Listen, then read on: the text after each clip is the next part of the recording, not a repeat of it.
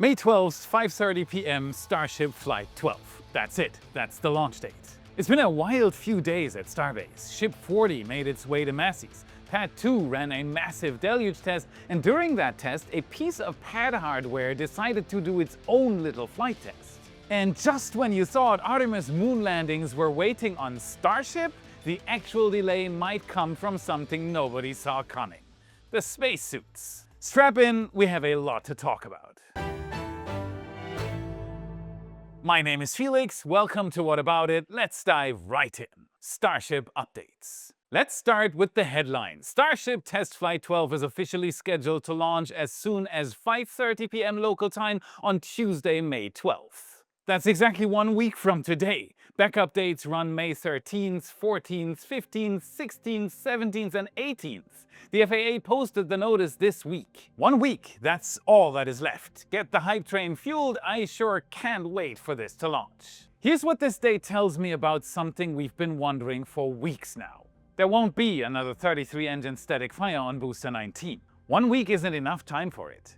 By the time you roll the booster back out to Pad 2, set up for the test, run it, inspect, and roll it back, you've burned through most of that window. SpaceX appears to be satisfied with the data they got from the 1.88 seconds of the one and only 33-engine static fire we've seen so far. That's enough to validate the booster side of things. The pad side issues that triggered the abort can be fixed with what they learned. Everything else gets tested on launch day because launch day itself is the test. So the path forward is clear. Booster 19 stays in Mega Bay 1 for inspections and any minor work. Then it rolls back to Pad 2 together with Ship. Then we'll see the first ever version 3 Starship stack in history, and then it is all about crossing fingers. Here's another interesting detail in the FAA notice. Flight 12 is taking a different route from Flight 11. Instead of flying between the Florida Keys and Cuba, the trajectory now goes between Mexico and Cuba, passing south of Jamaica and out over the Caribbean Sea. The reason isn't officially stated. My read is that this gives them more open ocean during the early phase of flight, with fewer populated areas under the trajectory, less risk to people on the ground if something goes wrong. With version 3 hardware flying for the first time, that is a sensible adjustment. Remember the meteor showers over the Turks and Caicos? More ocean means it will be safer if anything goes wrong. While Booster 19 sits in Mega Bay 1, the pad itself has been getting a constant workout.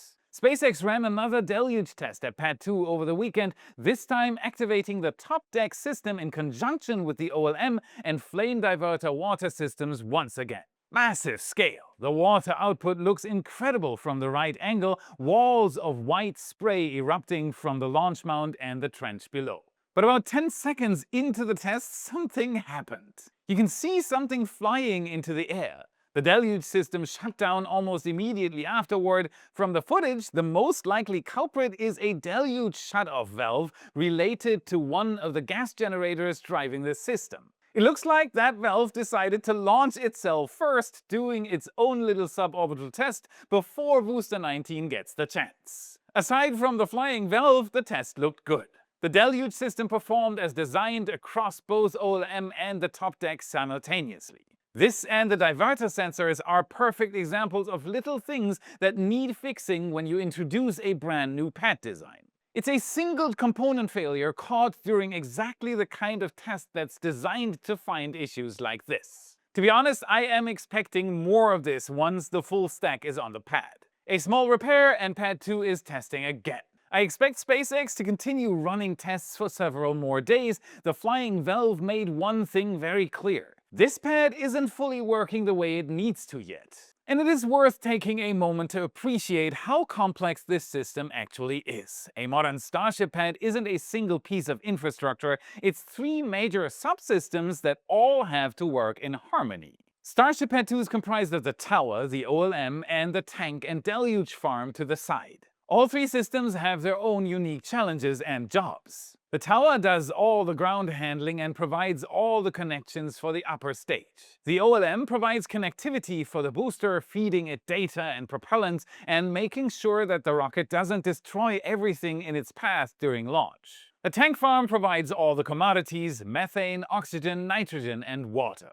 Every single one of these subsystems has to do its job. And they all have to do it together on a precise schedule, while a fully fueled rocket sits on top. The deluge tests we keep watching are SpaceX validating that those three systems can work as one. When the flying valve happened, the safety systems caught it. Good. But it also tells you SpaceX has more work to do on the deluge side specifically before stacking. So don't be surprised if we see a few more tests over the next several days. They have time and they are using it. On May 2nd, Ship 40 rolled out of Mega Bay 2 and made its way to Massey's test site for its cryo-testing campaign. Jordan and Amy were both on site to capture the move, and the footage they brought back is incredible. Each ship right now has a distinguished pattern of tiles on the leeward side of the hull, almost like a fingerprint. SpaceX keeps testing attachment methods for thermal protection system tiles once more. The Ship 40 rollout is a major step for Flight 13, seeing Ship 39 being ready for Flight 12, while Ship 40 rolls out for Flight 13 gives some much-needed confidence that the second half of 2026 will see more flights. NASA's Artemis will greatly benefit from it. The path from here is straightforward. Cryo-proof testing first, with the new flap structural tests happening in parallel on the upgraded test stand. Then engine installation back at the production site, then a full 60-second static fire at Massey's, just like Ship 39 did. And then Ship 40 will be ready for Flight 13. If Flight 12 launches on May 12th, the gap between Flight 12 and Flight 13 might be much shorter than people are assuming. Ship 40 is essentially walking the same path Ship 39 just walked, and the ground crews are now experienced at running that sequence. While Ship 40 heads to Massey's, Ship 41 continues to grow. When we moved to Florida, we never imagined that water quality would be an issue. And unfortunately one that is directly linked to space industry history. For decades, firefighting foam was used that left PFAS contamination in the groundwater. That's when we switched to cold pure to purify our family's water. PFAS are industrial chemicals that don't break down in your body or the environment. That is why they are called forever chemicals. A USGS study found them in nearly half of all US tap water sources. They've been linked to cancer, hormone disruption, and development damage in children. We have 3 kids. That closed the case for me. Cold Pure uses reverse osmosis, the same technology NASA uses to purify water on the ISS, which is certified to remove up to 99.9% of contaminants. PFAS, lead, fluoride, pharmaceuticals, heavy metals. And something I absolutely love is that Cold Pure gives you instant hot and cold water on demand. You'll instantly notice how much better the water tastes. Pure, clean, and with no aftertaste or smell, just like drinking water should be. And if you use my link coldpure.com/whataboutit, it gets even better. You can get $250 off by clicking below. So worth it. As can be seen on Avid Space's cameras, the first full aft tank section, designated A24, was moved into Mega Bay 2 and stacked below the common section that was already there. Ship 41 is the vehicle slated for Flight 14, and it is coming together fast. Over at Pad 1, the new orbital launch mount has officially started taking shape. The ground support equipment bunker frame was lifted vertically near the flame trench, marking the beginning of OLM assembly at the site itself. We've been tracking the parts arriving for weeks, and now the actual construction phase is starting. We were up in the air again with SPI helicopters, formerly known as Redline, and brought back plenty of new aerial footage of the site. Huge steel beams are being assembled on the ground in what looks like a staging area for vertical lifts to come. The augers aren't standing still either. They are drilling more and more piles into the ground to stabilize the site for the heavy construction that is about to land on top of it. If you're down at Starbase for Flight 12, make sure to pay our official partner SPI Helicopters a visit and book a flight. The same views our photographers get. It is unforgettable and worth every penny, especially before and after a launch. This is so worth it. Click the card or the link in the description. Happy flying, and if you see Jordan, take a selfie with him. It's almost as if SpaceX heard me say a few episodes back that Pad 1 won't see a launch this year and decided to disprove me on camera. Yeah. I'd be happy to be wrong about that. If they keep this pace, the late 2026 window for a Pad 1 OLM lift might still happen. A couple of episodes back, we estimated about 6 months from assembly start to OLM lift. Watching the GSE bunker frame go up means that clock is now running. 2 operational pads at Starbase by the end of this year is still far-fetched, but SpaceX does make every day count. So what should we actually expect to see when this rocket flies on May 12th? If SpaceX follows the same general profile they've used on recent flights, here is the rough timeline. Fueling started at T-minus 53 minutes on Flight 11. We can expect less on Flight 12. Remember the fast filling before the booster static fire tests? It looks like SpaceX might be able to shave 10 minutes or so off that pre-ignition timeline through the new Pad 2 design. Then comes ignition and liftoff. About 2.5 minutes after liftoff, the booster's outer ring of engines cuts off, leaving the inner engines to continue boosting. Then comes hot staging, this time without a separate hot staging ring, all integrated into the new version 3 booster forward section. The ship lights its own engines while still connected to the booster, and the 2 stages separate. After separation, the booster begins its boost back burn, flipping around and firing its engines to send itself back towards Starbase. This time guided only by 3 instead of 4 grid fins and with an even more pronounced gliding angle. If everything goes according to plan, Booster 19 returns to the Gulf roughly 7 minutes after liftoff, soft water landing. Splish splash. I don't expect SpaceX to try to catch Booster 19, but never say never. If everything works out, they might try. The ship will continue on its suborbital trajectory toward the Indian Ocean. There is not going to be a catch this time, but if Flight 12 checks out, we might see that on Flight 13. In space, they'll likely test the usual PEZ dispenser operation, including payload door opening and dummy Starlink satellite deployment, hopefully with a camera view from one of the satellites. We'll also most definitely see an in-space engine relight. This is a necessary demonstration for a possible Flight 13 ship catch. If Ship 39 survives re-entry, it executes its landing flip and burn over the Indian Ocean, simulating a tower catch but landing softly in the water instead. Total mission duration roughly 65 to 70 minutes. Now, that's the plan. Whether all of it actually happens on Flight 12 is a different question. Brand new ship, brand new booster, brand new engines, brand new pad. Edward Jacobs, lead Starship engineer, called this essentially IFT-1 again for a reason. There are a lot of new parts firing together for the first time, and any one of them could behave in a way nobody expects. But that is exactly the point. This is a test flight. Whatever happens, SpaceX learns from it, and Flight 13 follows quickly after. So here we are, 1 week out from Flight 12. The new flight trajectory is cleared with the FAA, a new launch date is locked in Tuesday, May 12th, 5:30 p.m. Central. In 1 week, we'll be sitting here together. Version 3 Starship flies for the first time. Now we'll get to see if it works. The countdown is on. What is your prediction? Does Flight 12 launch on the primary date, or does it slip to one of the backups? And how do you think this version 3 maiden flight goes? Drop your predictions below, I'll be reading every single one. Yay! You reached the middle of the video, you made it. Thank you so much from the bottom of my heart for watching and liking the video.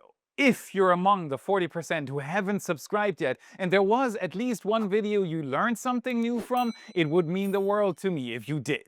It is free, and it genuinely helps more people find my channel to spread the word about spaceflight. Want to make my world even easier? There is only one place you'd rather be. The Y Members Club on Patreon and right here on YouTube. Click the card or the join button right here under the video. You are the reason we keep doing this. Thank you so much. You rock. There is something almost nobody thinks about when talking about going back to the moon.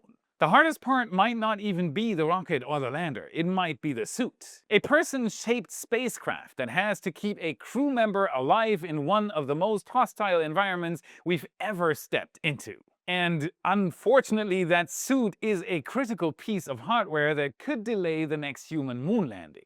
While rockets are launching and landers are being built, the suit is still catching up. As with most things, there are different variants of spacesuits. There are the in-flight pressure suits we all know very well. You can see them on every crew launch to the ISS and also on the recent Artemis 2 flight to the moon. They're built to protect the crew from sudden pressure drops inside a spacecraft, the lightest version of spacesuit not built for outside the ride. Then there are EVA suits used on the ISS.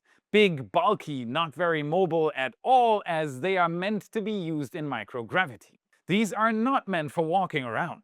And then there are the lunar suits, and they are something else entirely. A moon suit is not just for protecting astronauts from the perils of space. It's up against a vastly worse situation. Besides constant and very radical temperature changes at the lunar South Pole, there is another very tricky component to deal with. Another one bites the dust. Lunar dust isn't like Earth dust. Wind and rain haven't smoothed it out over millennia. It is like a million little razor blades. Every grain is sharp, jagged, like microscopic shards of glass. And it sticks to everything, electrostatically charged. All it wants is to get into your equipment. During Apollo, it shredded seals and got inside the cabin. Astronauts said it smelled like burned gunpowder. Now, imagine dealing with that, not for a few hours like during Apollo, but for hundreds of hours of surface missions. After all, we want to stay. The next requirement seems something surprisingly simple. You have to be able to bend down.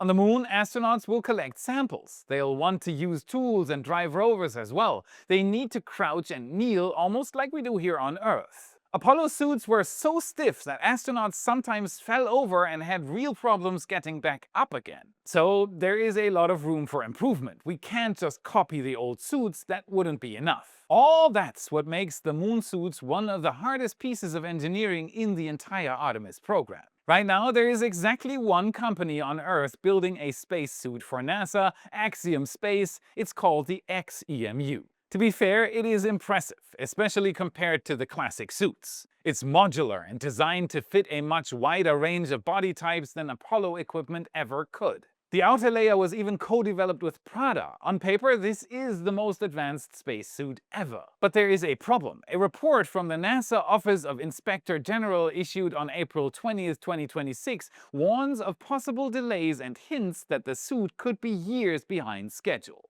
Listen to this. In a worst-case scenario, it might not be ready until 2031. But NASA says the target still is 2028. The crewed moon landing missions depend on the suit being ready in time. At the moment, there is no alternative.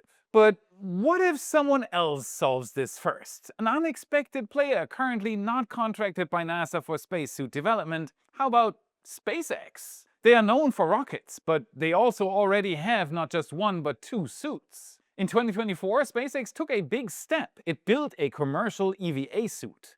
On its own, no NASA contract involved. When introduced, SpaceX said something interesting. A future with moon bases and Mars cities will require millions of spacesuits. And it's true. On any permanently inhabited base on the moon or Mars, a spacesuit is almost standard everyday clothing. Officially, SpaceX isn't designing a lunar suit, but looking at what they've already done, it would be surprising if they weren't at least thinking about it. In fact, reacting to an early delay warning about NASA's lunar suits in 2021, Musk answered saying that SpaceX could do this alone. It makes perfect sense for SpaceX to make its own lunar or Mars suits. The company has huge ambitions on its own. It is not about being a NASA supplier, it's about taking the conquest of space into its own hands. Commercial efforts will need more cost-effective and faster solutions anyway. And there is one more idea we need to talk about, a concept that's been around for a while. Ever heard of a suit port? Instead of going through an airlock, the suit stays attached to the outside of a rover or habitat. You climb into it from the inside, seal it, and step directly onto the surface. It is an elegant solution. There is no airlock and no dust is getting inside. NASA tested this before, it works. But now imagine taking it one step further. Imagine the entire backpack, the life support system, isn't permanently attached. You leave it docked to the rover. Inside, you move around in a comfortable environment. When you're ready to go outside, you attach a fresh backpack, seal up, and go.